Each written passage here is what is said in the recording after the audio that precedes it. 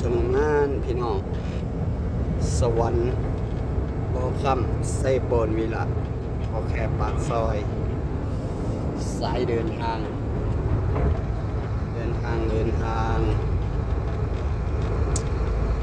ชีวิตคนเฮาต้องสู้ดิ้นด้นต่อไป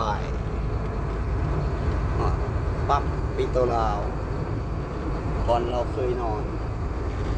รถมันเราก็นอนอยู่นี่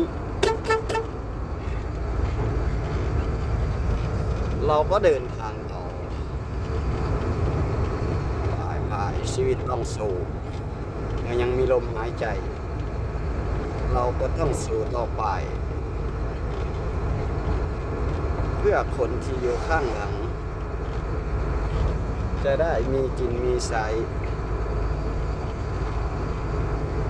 สู้ๆพี่น้องสู้ๆคือเก่า